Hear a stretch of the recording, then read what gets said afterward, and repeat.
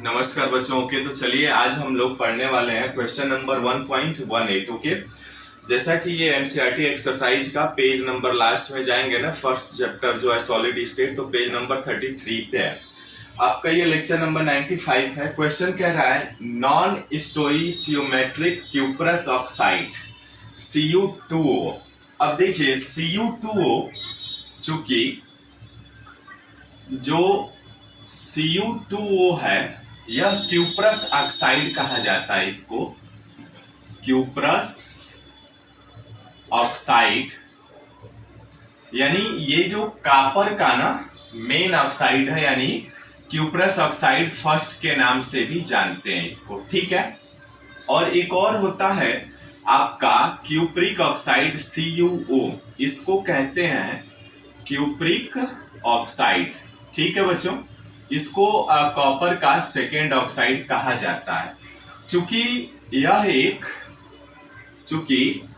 This is a inorganic compound, it's a inorganic compound,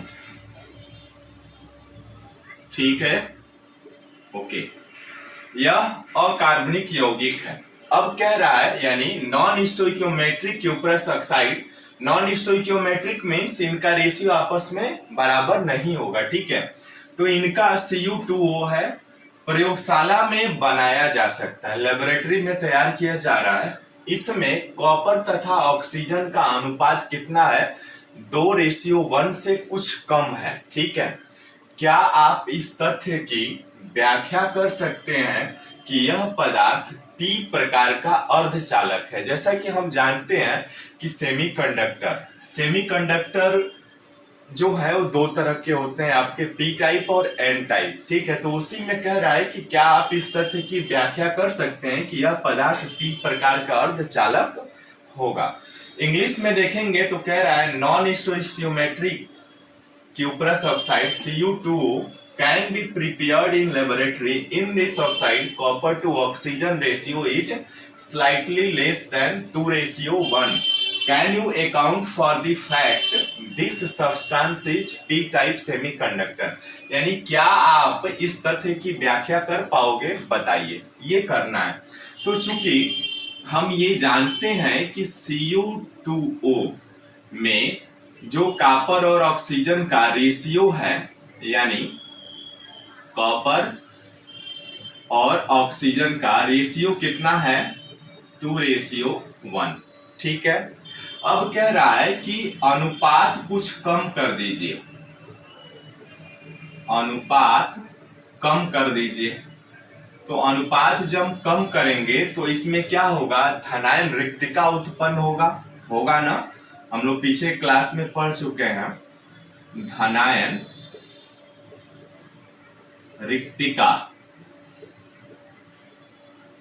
रिक्तिका होगा। यानी यह धनायन रिक्तिका के कारण यहां पर क्या होगा?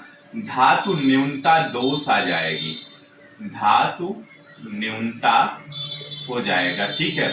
और यह धातु न्यूनता ही क्या कहलाता है? आपका P टाइप क्या छिद्र कहलाते हैं ना, यानी आपका इलेक्ट्रॉन होल्स जिसको आप कहते हैं, यानी होल्स, धनायन होल्स हो जाते हैं। और यही तो होता है P टाइप सेमीकंडक्टर, ठीक है। आशा करते हैं समझ में आया होगा, क्योंकि इसमें क्या होता है? होल्स के कारण ही होता है। जैसे सिंपल भाषा में यदि माना जाए कि ये कॉपर का ऑक्साइड है, कॉपर इसमें ये कॉपर से बना हुआ है, ठीक है।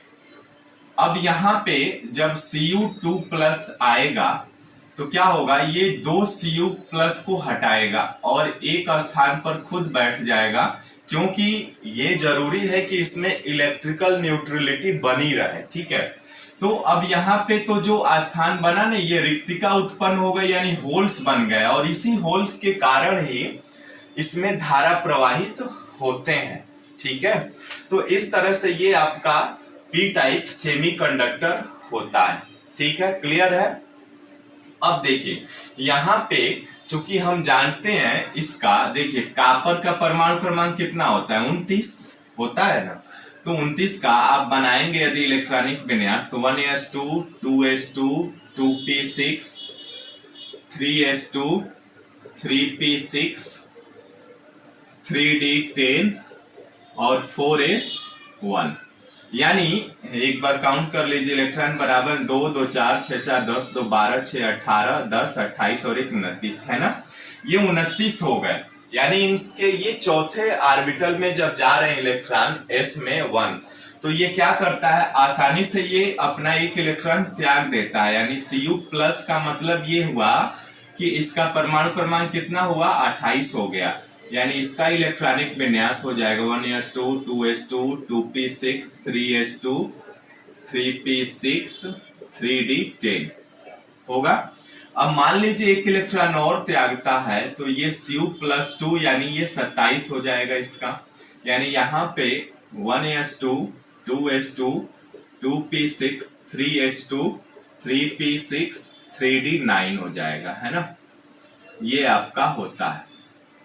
तो इस तरह से ये इनकी मैकेनिज्म काम करती है। हमें ये समझाने के लिए आपको बताया, आंसर तो आपका इतने में ही कंप्लीट हो जाता है। जब आप अनुपात कम करेंगे तो धनायन रिक्तिका उत्पन्न होगी, और धनायन रिक्तिका उत्पन्न होगी तो धातु न्यूनता दोष उत्पन्न होगा, और धातु न्यूनता दोष के कारण जो आपका होल्स बनेगा, है ना, पॉजिटिव होल्स, छिद्र OP टाइप सेमीकंडक्टर कहलाते हैं। ओके, तो ऐसे ही ये आपका ये भी प्रश्न कंप्लीट होता है। मिलते हैं फिर नेक्स्ट वीडियो में नए प्रश्नों के साथ। तब तक आप अपना ख्याल रखिए और पढ़ते रहिए। और हाँ, चैनल पे यदि पहली बार है तो चैनल को प्लीज सब्सक्राइब, लाइक और शेयर कर लीजिए।